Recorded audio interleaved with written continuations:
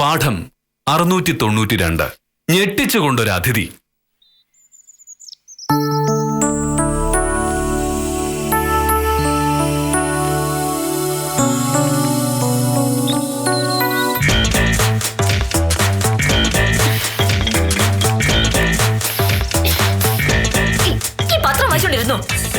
ഈ വീട്ടിൽ ഒരു കാര്യം അന്വേഷിക്കുകയും ചെയ്യില്ല എന്ന് വെച്ചിട്ടുണ്ടെങ്കിൽ കഷ്ടം തന്നെയാണ് മോനട്ടാ. എന്നെ കൂടെ വയ്യ സകല കാര്യങ്ങളും നോക്കി നടത്താൻ.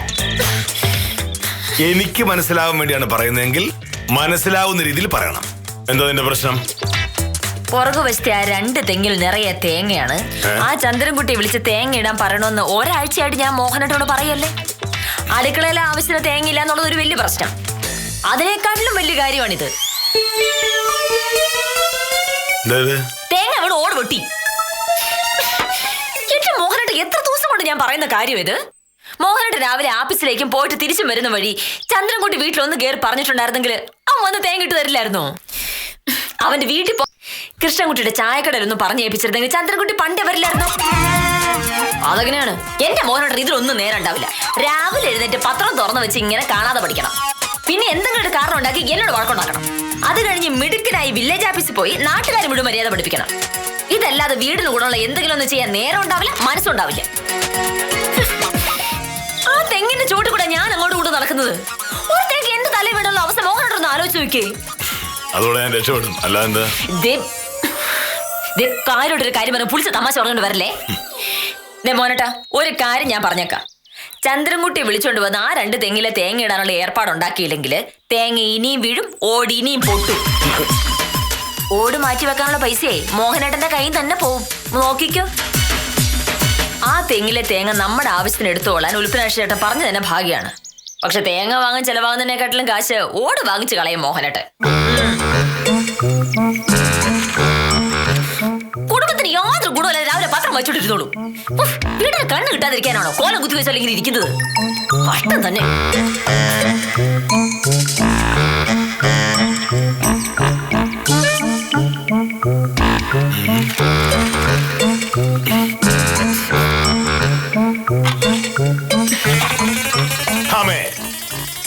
നീ എന്താ പറഞ്ഞിട്ട് പോകുന്നത്?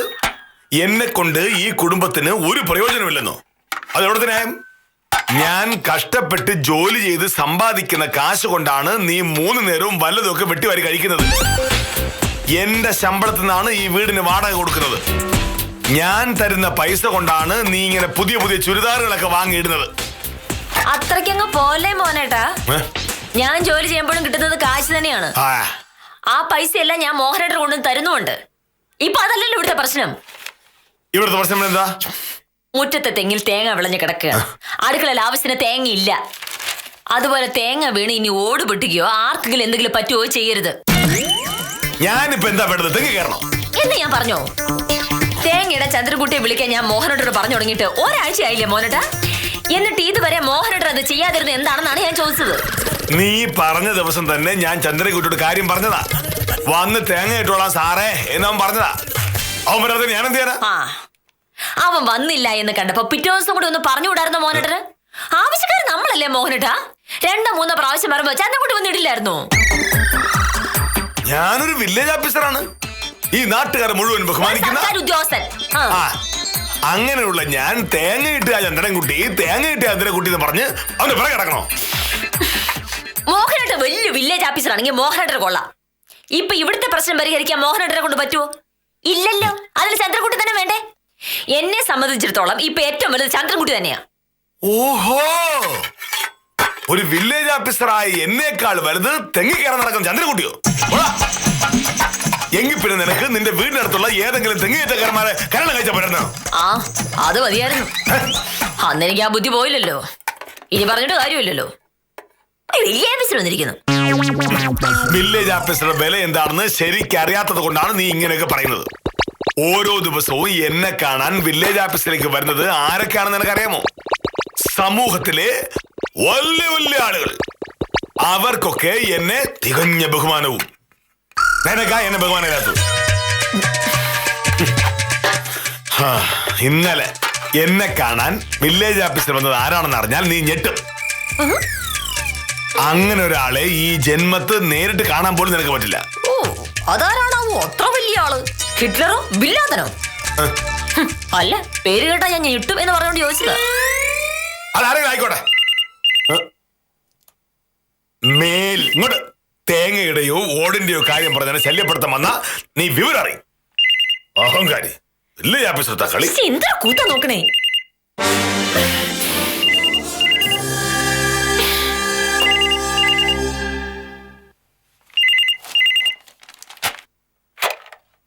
ഹലോ, അതെ, കെ മോഹനകൃഷ്ണനാണ്. ആരിത്? എവിടെയുണ്ട്? അതെയോ? ഓ, എന്തായാലും അത് നന്നായി. അങ്ങനെയാണെങ്കിൽ രാവിലെ ഇങ്ങോട്ട് പോന്നോളൂ. അതെ അതെ, ഞാൻ കൃത്യം 9:38 ഇവിടുന്ന് പുറപ്പെടുന്നത്. അയ്യോ, അതിനെന്താ, രാവിലത്തെ ഭക്ഷണം എവിടെ നിന്നാവാം? അത് ഞാൻ ഭാമിയുടെ പ്രത്യേകം പറയാം. അതെ അതെ, ശരി, വലിയ ഉപകാരം. ഭാമേ, രാവിലെ ഒരാൾ കൂടി ഭക്ഷണം കഴിക്കാനുണ്ട്. നീ സാധാരണ എനിക്ക് തരുന്ന പോലുള്ള ഭക്ഷണമല്ല, നല്ല രുചിയുള്ള ഭക്ഷണം ഉണ്ടാക്കണം. ആരാ വരുന്നത്? നിനക്കല്ലേ എന്നെ ഒരു വിലയില്ലാത്തത്? ഈ വില്ലേജ് ഓഫീസർ കെ മോഹനകൃഷ്ണൻ ആരാണെന്ന് നിനക്ക് ഇന്ന് മനസ്സിലാവും. ഇനി മേലിൽ നീ എന്നെ പുച്ഛിച്ച് സംസാരിക്കില്ല. ആരാ വരുന്നൊന്ന് പറ. അത് പറയാൻ എനിക്ക് മനസ്സില്ല. വരുമ്പോ നീ കണ്ടാ മതി. കളി കെ മോഹനകൃഷ്ണനോട്. ഈശ്വര, ഇങ്ങ് വന്നാ മതിയായിരുന്നു. അതാരാണാവോ ഇത്ര വലിയൊരാള്?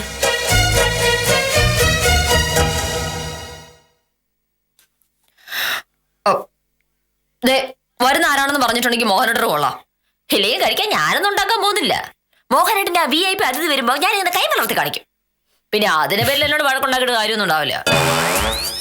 വരുന്ന ആരാണെന്നൊക്കെ പറയാം, പക്ഷേ നീ നേരത്തെ പറഞ്ഞതൊക്കെ പിൻവലിക്കണം.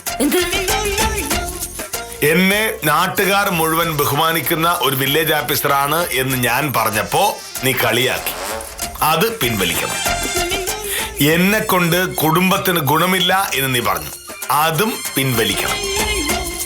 ഇന്നലെ എന്നെ കാണാൻ വില്ലേജ് ഓഫീസിൽ ഒരാൾ വന്നു എന്ന് പറഞ്ഞപ്പോ നീ ചോദിച്ചു, ബില്ലാദനോ ഹിറ്റ്ലറോ ആണോ എന്ന്. അതും നീ പിൻവലിക്കണം. ഇല്ലെങ്കിലോ? വരുന്നാരാണെന്ന് ഞാൻ പറയില്ല. അപ്പൊ പിന്നെ വരുന്നയാള് കാപ്പിയും കഴിക്കില്ല. ഇവിടെ വന്നിട്ട് കാപ്പ് കുടിക്കാന്ന് അയാളോട് മോഹനേട്ടൻ പറഞ്ഞ ഞാൻ കേട്ടതാ. ഇനി അയാൾ വരുമ്പോ കഴിക്കാനൊന്നും ഉണ്ടാക്കില്ലെങ്കിൽ മോഹനേട്ടനെയാണ് മനം പോവാ.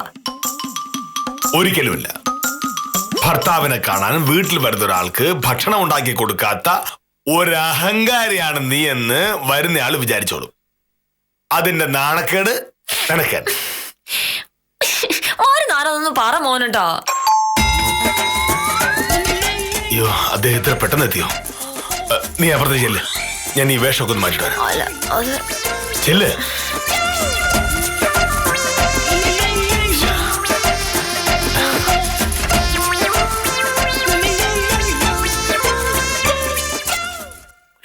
ചേട്ടനോ? ഇതാണോ വരുന്ന ആളെ കാണുമ്പോ ഞാൻ ഞെട്ടൂന്ന് പറഞ്ഞത്?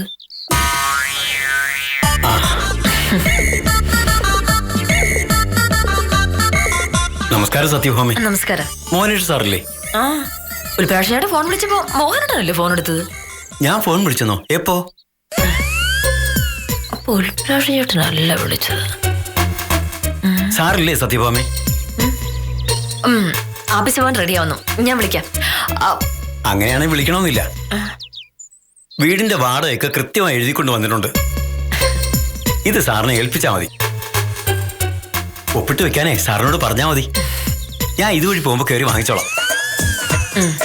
അപ്പോ ഞാൻ ഇറങ്ങട്ടെ. ശരി. സാറ് പറഞ്ഞതുപോലെ 500 രൂപ വാടക കൂട്ടി വെച്ചിട്ടുള്ളൂ. ശരി. അപ്പൊ വരാനിരുന്നത് ഉൽപ്രാക്ഷൻ ചേട്ടനല്ല, പിന്നെ ആരായിരിക്കും?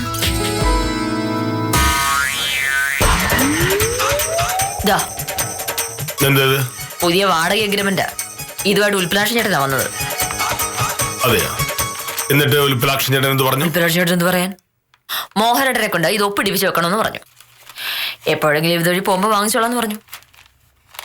നന്നായി. അത് എവിടെ വെച്ചേക്ക്. പിന്നീട് വായിച്ചു മോഹനേട്ടാ. ആരാ വരുന്നേ? പറയില്ല. അല്ല, വരുന്ന ആളുടെ രീതിക്ക് അനുസരിച്ച് വേണ്ടേ ഭക്ഷണം ഉണ്ടാക്കാൻ. ഇല്ലെങ്കിൽ അവരെന്താ കരുതുക? ഇത്രയും കാലത്തിനിടയ്ക്ക് നീ എന്റെ രുചിക്ക് അനുസരിച്ചുള്ള ഭക്ഷണം ഉണ്ടാക്കിയിട്ടുണ്ടോ? ഇല്ല. നീ എന്തോ ഉണ്ടാക്കുന്നു, ഞാൻ എന്തോ കഴിക്കുന്നു. അതുപോലെ മതി. എന്നാലും പറയൂല. ഞാൻ പറയുമായിരുന്നു, പക്ഷേ അതിനിടയിൽ നീ അഹങ്കാരം കാണിച്ചു. അഹങ്കാരം കെ മോഹനേഷൻ വെച്ച് ഉറപ്പിക്കില്ല. വരുന്ന ഇന്ത്യൻ പ്രധാനമന്ത്രി ഒന്നും അല്ലല്ലോ. അല്ല, പിന്നെ എന്താ പറഞ്ഞാല്? ആള് വരുമ്പോ നീ ഞെട്ടും. നീ ഞെട്ടുന്നത് എനിക്ക് കാണണം. ഇനി ഈ ജന്മത്ത് നീ എന്നെ പരിഹസിക്കരുത്. ആ വന്നു. ചെല്ല്, ഞാൻ ദാ വരുന്നു പറയും. ചെല്ല്.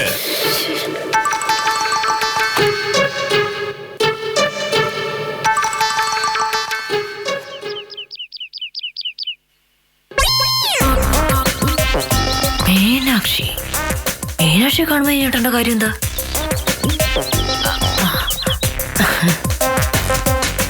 നമസ്കാരം വക്കീലെ, സാറല്ലേ? ആ ഉണ്ട്, ഓഫീസിൽ പോകാൻ റെഡി ആവുന്നു. ഇന്നലെ ബാങ്കിൽ പൈസ അടച്ചതിന്റെ രസീത് തരാൻ വന്നതാ. ഇന്നലെ ഗോപിക്കുട്ടന്റെ കയ്യിൽ കൊടുത്തുവിടാന്ന് പറഞ്ഞിരുന്നു. പക്ഷെ അവൻ ഇന്നലെ ലീവ് എടുത്തു. അതുകൊണ്ട് വൈകിട്ട് ബാങ്കിൽ നിന്ന് ഇറങ്ങിയപ്പോ ഞാനത് കൈവച്ചു. മോഹനകൃഷ്ണ സാറല്ലേ ആള്. ഇത് കൊണ്ടുവന്ന് തരാൻ വൈകിയ സെക്രട്ടറി വിളിച്ച് സാറ് പരാതി പറയും. പിന്നെ സെക്രട്ടറിയുടെ വഴക്ക് ഞാൻ കേൾക്കേണ്ടി വരും. മീനാക്ഷി ഇങ്ങോട്ട് ഫോൺ ചെയ്തിരുന്നോ കുറച്ചു മുന്നേ? ഇല്ല. എന്താ വക്കീലെ? ഏയ് ഒന്നുമില്ല. ഓ, അപ്പൊ ശരി. മോഹനോട് വേറെന്തായാലും പറയാനുണ്ടോ? 2 മാസം കഴിഞ്ഞ് ഒരു 25,000 രൂപ കൂടി ഡെപ്പോസിറ്റ് ചെയ്യാന്ന് സാറ് പറഞ്ഞിരുന്നു. അത് മറക്കരുതെന്ന് പറഞ്ഞാ മതി. മോഹനേട്ടന് ഒരു കാര്യം മറക്കാനോ? മീനാക്ഷി എന്താണ് മോഹനേട്ടനെ പറ്റി കരുതിയത്?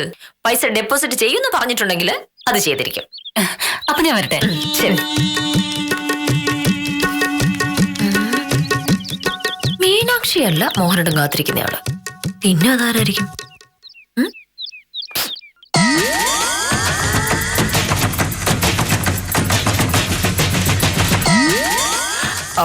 വന്നു സഹകരണ ബാങ്കിലെ ക്ലർക്ക് മീനാക്ഷിയാ.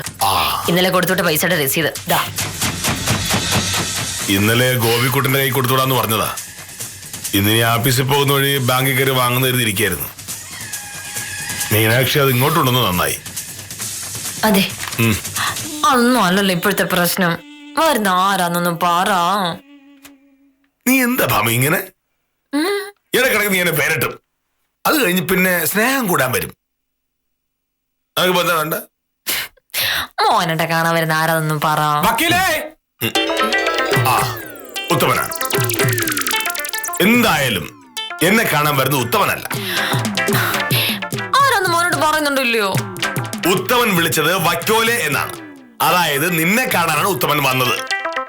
അത് എന്തിനാണെന്ന് ആദ്യം പോയി ചോദിക്കും.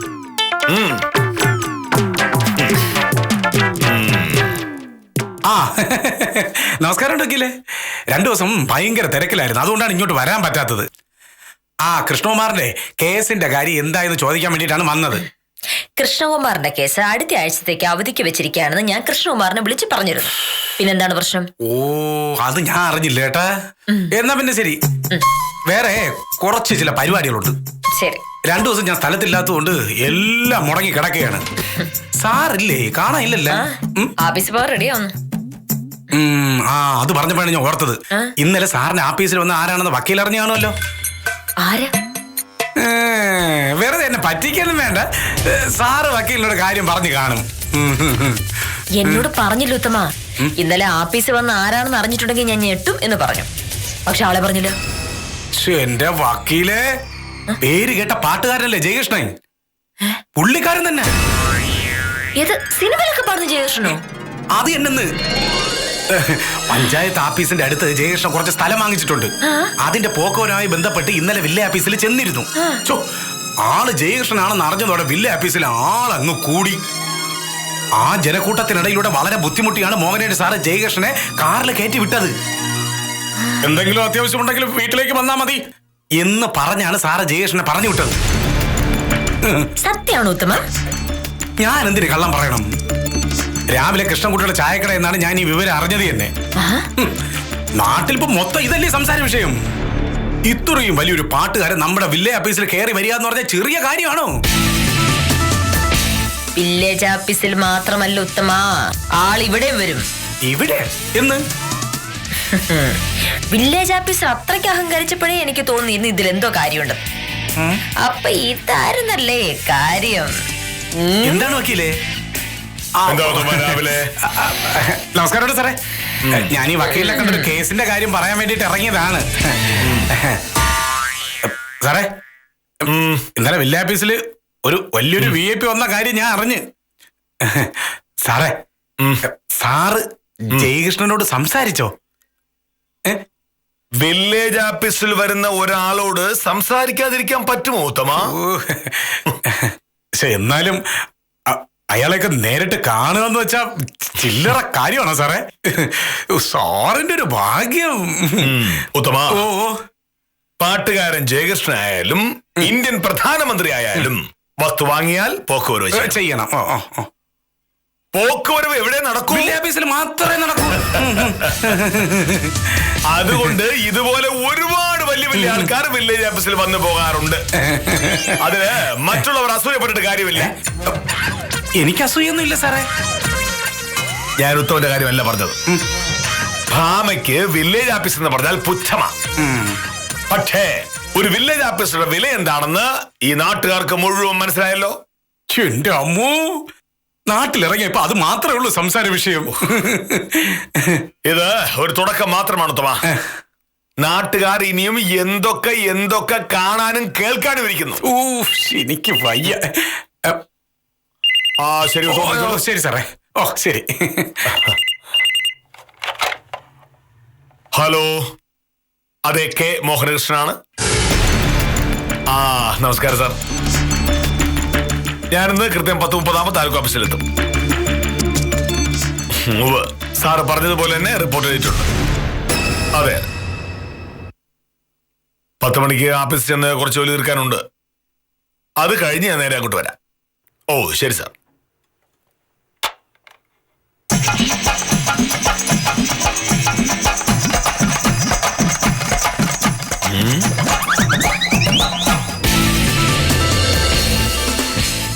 നീ എവിടെ പോകുന്നു?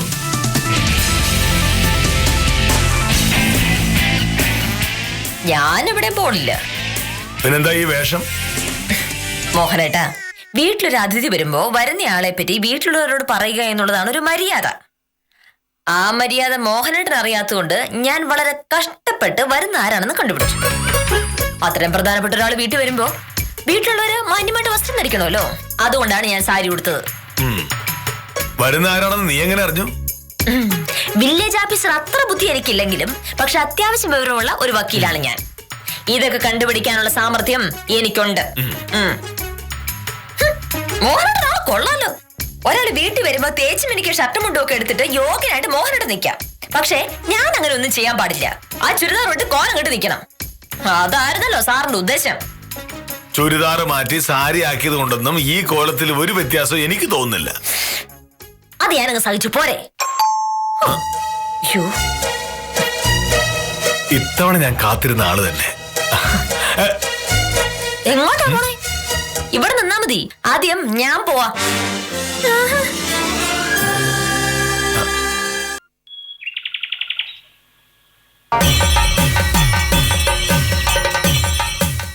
ആരെയും കാണുന്നില്ലല്ലോ.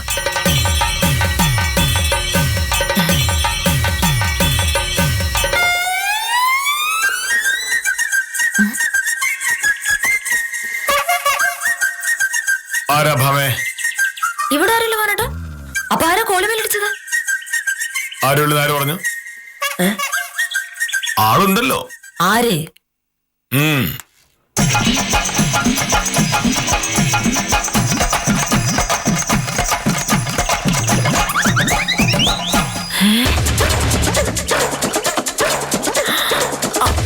അല്ല,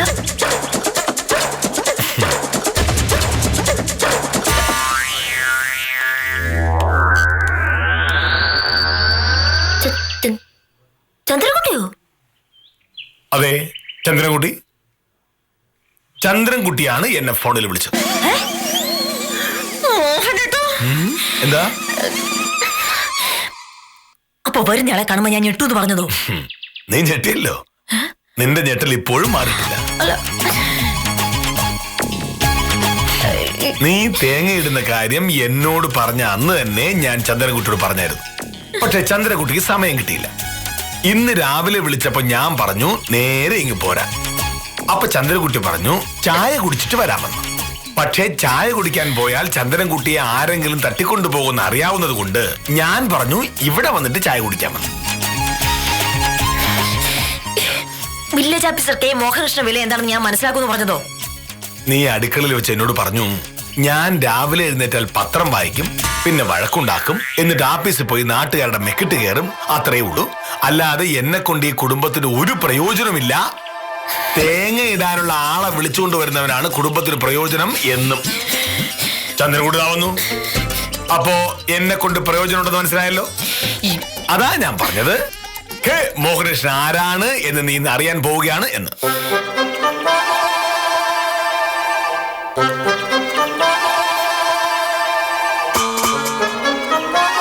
നീ എന്തിനായി സാരി ഉടുത്തെന്ന് എനിക്കിപ്പോഴും മനസ്സിലായില്ല. വീട്ടിൽ ഒരു അതിഥി വരുമ്പോ മാന്യമായ വസ്ത്രം ധരിക്കണമെന്ന് നീ പറഞ്ഞത് ചന്ദ്രൻകുട്ടി ഉദ്ദേശിച്ചാണോ? സാറേ, ഏതെങ്കിലും കയറേണ്ടത്? ആ തെങ്ങിലല്ല, അടുക്കളയുടെ ഭാഗത്തുള്ള 2 തെങ്ങ്. അതിൽ നിന്നുള്ള തേങ്ങ ഇവരുടെ തലയിൽ വീഴുമെന്നാണ് ഇവരുടെ പേടി. ഒരുപാട് പുത്തിയുള്ള തലയല്ലേ, തേങ്ങ വീഴുമ്പോ പുത്തി പോയാലോ? വക്കീലേ, ഒരു ചായ തരാമെന്ന് സാറ് പറഞ്ഞിരുന്നേ, അത് കിട്ടിയാ കൊള്ളാം. ചായ എന്നെ കല്യാണം കഴിക്കുന്നതിനേക്കാൾ നല്ലത് ഒരു തെങ്ങ് കയറ്റക്കാരനെ കെട്ടുന്നതാണ് എന്ന് നീ പറഞ്ഞു. സീരിയസ് ആയിട്ടാണെങ്കിൽ വേണോ നമ്മൾ ചന്ദ്രൻകുട്ടി ആലോചിക്കാം. അയാൾ കല്യാണം കഴിച്ചിട്ടില്ല. കൊള്ളോ വില്ലേജ് ഓഫീസറേ, വെച്ചിട്ടുണ്ട് ഞാൻ. അകത്തേക്ക് വാ. എന്നെ ഈ കോലം കെട്ടിച്ചതിന് ഞാൻ തിരിച്ചെന്താ ചെയ്യാൻ പോകുന്നതെന്ന് മോഹനട്ടൊക്കെ നോക്കിക്കോ. ചിരിക്കാൻ ഇത്തവണ സത്യഭാമയ്ക്ക് പിഴച്ചു എന്ന് പറയാതെ വയ്യ. വരാൻ പോകുന്ന അതിഥിയെക്കുറിച്ച് എത്ര കരുതലോടെയാണ് മോഹനകൃഷ്ണൻ കഥ മെനഞ്ഞത് എന്ന് ആലോചിക്കുമ്പോൾ വില്ലേജ് ഓഫീസറെ അഭിനന്ദിക്കാതെയും വയ്യ. അപ്രതീക്ഷിതമായി എത്തിയ അതിഥി ഉണ്ടാക്കിയ ഞെട്ടലിൽ നിന്നും സത്യഭാമ രക്ഷപ്പെടട്ടെ എന്ന് ആശംസിച്ച് ഇന്നത്തേക്ക് വിടാം. കാര്യം നിസ്സാരം തുടരുന്നു.